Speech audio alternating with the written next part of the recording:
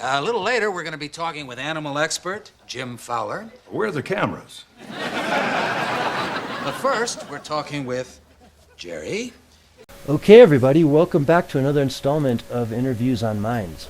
This is Censorship Sucks, and today I've got a really special guest today that I'm excited to have because his videos are just awesome. As you can see from the intro there, he's an expert on the guitar, just like Fretz, our last guest. But also like my previous guest, JP, he's been censored pretty hard. He had a channel with, if I'm not mistaken, about 40,000 YouTube subscribers lifted out from under him, and we'll get into all the details of that. But to get it started with, welcome aboard, Eddie. Well, thanks. Great being here. Excuse me. Yeah, we're talking this way. Okay, guys, so Ovation Eddie is on the phone with me here, and we sat down the other day and had a really good talk, and he gave me some background on everything that's happened to him. And one of the interesting things is, where did you get your name? We talked about Fretz, and you got his name immediately where I stumbled on it. How did you get your name? Well, helps be a guitarist to recognize that name. Yeah, for me, I've been playing guitar for many, many years, and my name's Eddie, and I play black Ovation guitar. So as you can see the logo there, that's why I have a black Ovation guitar as my logo, and Ovation Eddie, and that's just the type of guitar I play. So Ovation Eddie that's where it came from. I never would have put that together. That's cool. All right, let's change the subject. Okay, so let's go back to your origins on YouTube. What kind of made you get started doing that? So the original Ovation Eddie channel was set up to really document our band at church. I had some youth that joined us with the band, and we would make recordings and then kind of critique how we did by watching videos. And I had about 100 recordings of just this music and songs that we had been doing. And one day I decided, it was after the 2016 election, and as with everyone else that was a Trump supporter or conservative at least, we were all excited about what happened. I thought, I got to put a little video together. I didn't have any political videos on the channel or anything. I said, I want to put together this, capture the calls made by CNN and everybody for, originally Maddow predicting Hillary winning, and then showing the actual calls by CNN saying that, nope, this Ohio actually does go to Trump and so forth. And then after every one of those, I'd have a Batman punch, and just kind of made it a parody. Actually, the original video I made didn't even have the Batman clips. But the key is I made this video, just threw it together, and my whole purpose was someday I'm going to be chatting with my family or my friends, and we're going to be talking about the polls, like in 2020. And I'm going to turn to them and say, hey, but check this out. Remember when they predicted this? And then that was the only reason I made this video. Okay. Well, next thing I knew, this thing took off. And when it started really taking off and I was getting all these subscribers and views, I said, all right, I need to put on private all these other band videos, because I think this channel is about to change to something else. And sure enough, it did. And because there was so much interest and I had all these subscribers, I thought, well, they want more. So if they're waiting for something, I'll throw another video together with some parodies. And that's really how it started. Okay, well, that's pretty cool. So it started out with that one video. I know JP said, God, he had something like 12,000 subscribers off his first video. It was something crazy. I don't remember the exact number, but it was going pretty. I mean, there was a point where I was getting like 100,000 views a day on that thing. It was just out of control, and it got to about 5 million. And once it got to 5 million, I got a notification from MSNBC, from YouTube, saying MSNBC has blocked this video. And so I remade it again, and this time I made it more satire with the Batman clips. Mm-hmm. And that one hung in there, got up to around, I think, 2 million or so, until the channel got terminated earlier this year. Okay, so let's talk about sort of the growth timeline of your channel. You said 2016 to earlier this year, so that's about a 2.5 year period? Right, it's early January. January and early 2017 until around the end of May, early June 2019. Okay, and what was your biggest months? I think JP mentioned 1,000 people a day for a couple months straight. Those big months were probably during the 2018, somewhere in there, especially when you get around, I notice this every year, get around a year from the election and then 2 years after the election, right around that early November time, people start, thinking fondly of when Trump won, and so they start searching for the video, and that's when it would really spike heavy. Was like a week or so before and after. But yeah, like I said, we were the views were really spiking, and like I said, 100,000 per day was ridiculous. That was for a short time period, but it really boosted it into the search results. Yep. Yeah, I imagine that's incredible. And you put a lot of time. I mean, your videos obviously have tons of editing, really professionally done, great sound effects, the whole 9 yards. So you must put a lot of work into that channel. Well, I appreciate that. Yeah, I do take a lot of time. It helps once you set up some templates. I've got the Batman scenes as a template. I've got the Dumb and Dumber clips as a template. I've got the Star Trek with the crazy faces, sarcastic faces they're making. It speeds up the process a little bit. So as I'm driving in my car or I'm going for a run and I'm listening to just general political news type clips and I hear something that I want to save for later, I can use those templates to sort of splice into them the new news item. So I can have current events going on, but still parody them with the satire I use from the different Hollywood figures and so forth. So it does take time. I'd say about a couple hours of video.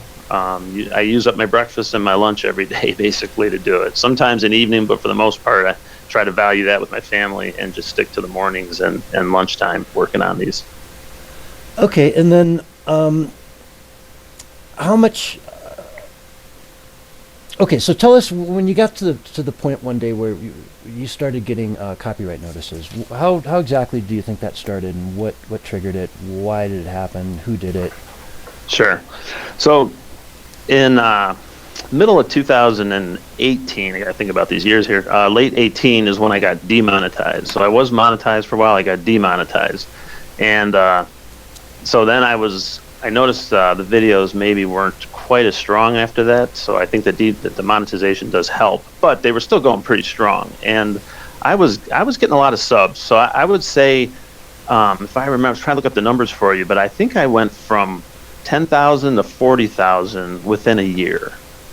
Like from the fall to the spring, so not even a full year I went from that. So I was really cranking away earlier this year in 2019.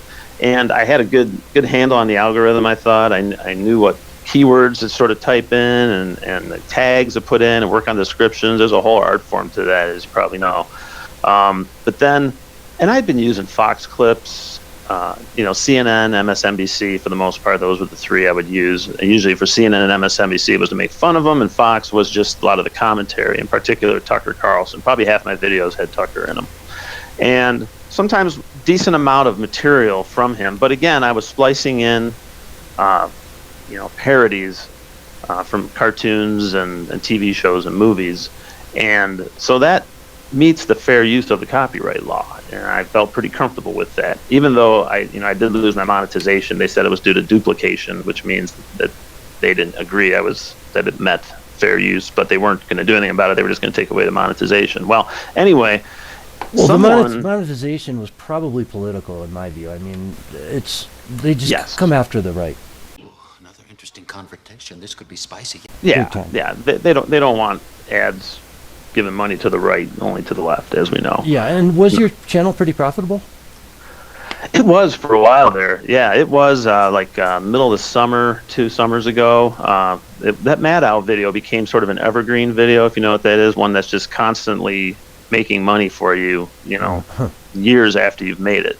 Nice. It was at the top of the search results whenever people were typing in, Trump wins or Rachel Maddow melts down or, any of those types of keywords. My video was coming up in the top couple of those every time. Okay.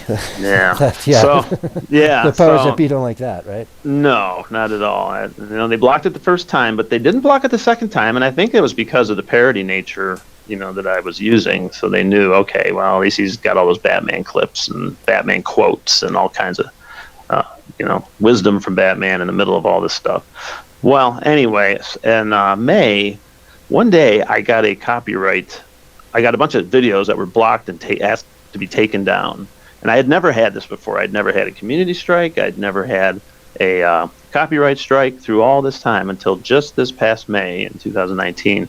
And it said, you had like 6 videos blocked. They were all Fox News related, and they were all. It tells you that it was Fox News that blocked you. And I thought, crap, where's that coming from? I mean, first of all, I'm making them look good, and two, these are parodies, and three, come on, it's Fox, conservative. What's going on here? And they blocked me. And so I thought, So I went ahead and made an Ovation Eddie 3 channel, Ovation Eddie 2 channel at the time, and said, hey guys, I don't know what's going on, but I suddenly got a copyright strike. So if I disappear, come on over to Ovation Eddie 2. Well, I'm glad I did that because a number of people did that. And then sure enough, like 2 days later, maybe, I got a second strike. And in the second strike, they don't give you as much information. But at this point, I'm thinking, all right, somebody is going to YouTube or going to Fox maybe and telling them, hey, there's a guy out here using your material and you have to block it. I don't know what happened. I've had a lot of commenters on my videos say, oh, that's about the time Disney bought Fox. So I've heard some conspiracies like that may have some value. But for whatever reason, Fox was bent on shutting me down. So then a day or two. You're their supporter, man. You're on their team. I know, all day. exactly. What the heck? And then a couple days later, I just went to log on and gone. Damn. I mean, no email, no nothing. Now, was Just this gone. happened to be around the exact same time that Black Pigeon Speaks, TFM, Yes. and all the others? So it was Yes. So some of them, were they all copyright, or what were the issues with some of the other channels? Are you aware of that? I don't know for sure what the reason was for those guys, but it would not surprise me. I know Trump Fan Network definitely uses similar Fox clips, or did. I think he's staying away from them too now, like I am. Yeah, we'll talk about that. Yeah, but I don't know for sure if he had anything else going on there. And then Pigeon Speaks, I'm not sure if that was a community or copyright, but I'll bet those were all the same thing. I think that somebody decided we need to start shutting conservative channels down, and they would take turns targeting, and they would go to the originator of the material we were using, and in this case, Fox for me. And then Fox would look at it probably and say, yeah, I mean, I guess he's using too much of our material in this video, so we'll have to ask them to block it. I'm guessing that's what happened. I don't know for sure, but it was definitely a targeting. So, channel's gone, no explanation. You try to email them, you're no longer in the partner program, so they won't answer you. All they'll say is, oh, thanks for contacting. Here's a copy of our rules and regulations, so to speak. Here's a link you can go read them at, and that's about it. So did they give you any kind of a formal, like no formal email saying, hey, we shut down your channel for X, Y, and Z, or just Nope.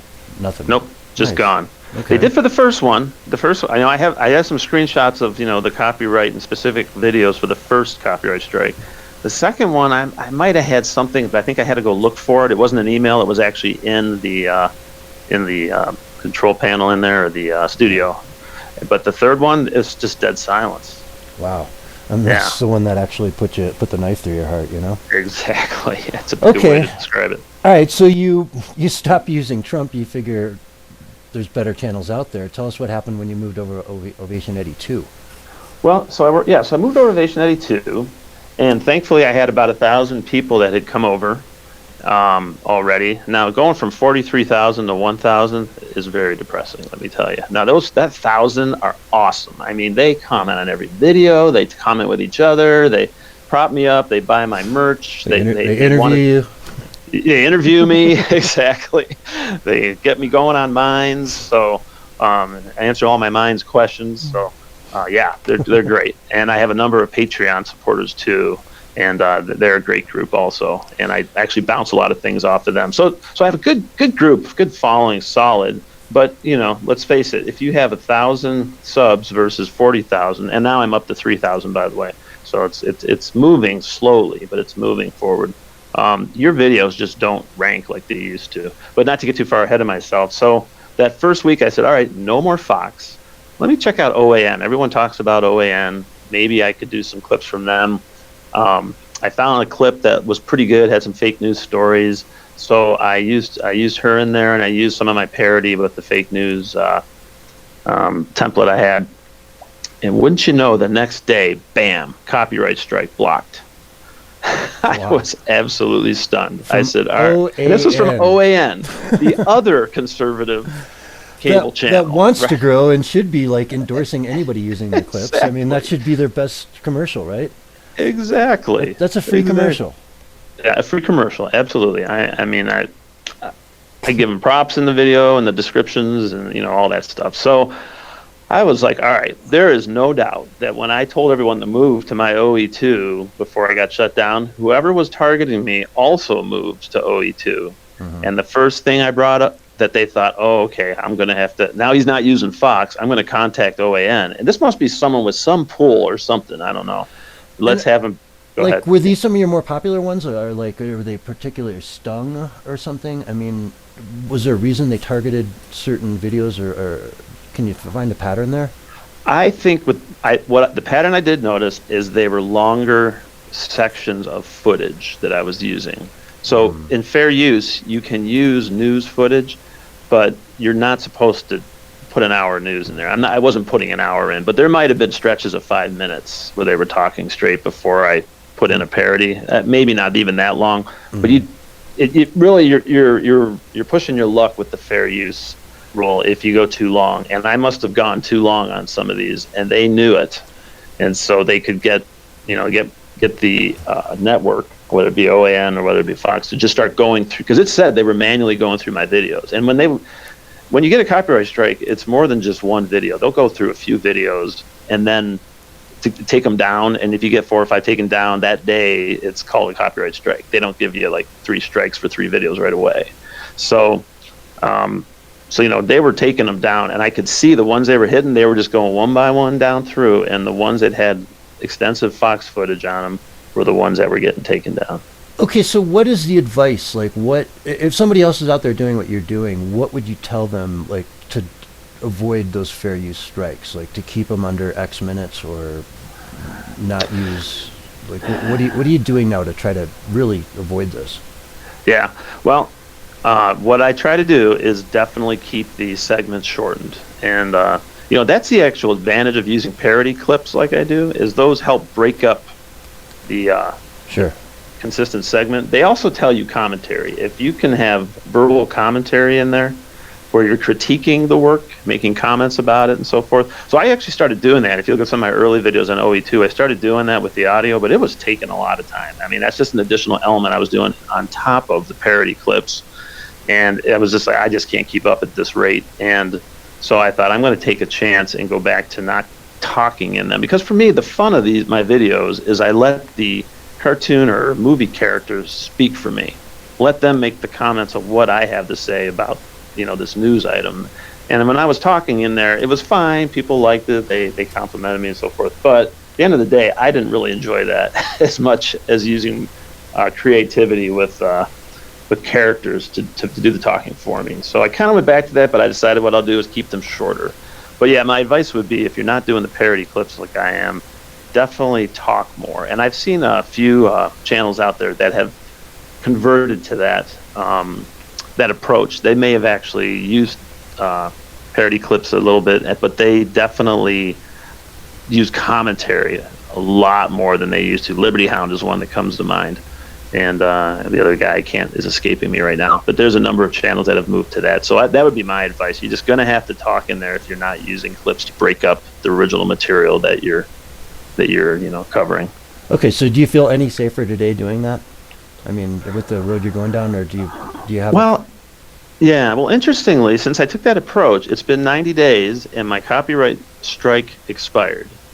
Okay, so well, that's good news. Yeah. So if that person has been targeting or contacting other companies like they were doing for the 3 strikes on OE and then 2, I have not gotten a strike. So hopefully they've looked at them and then said, no, it's not, it's not enough.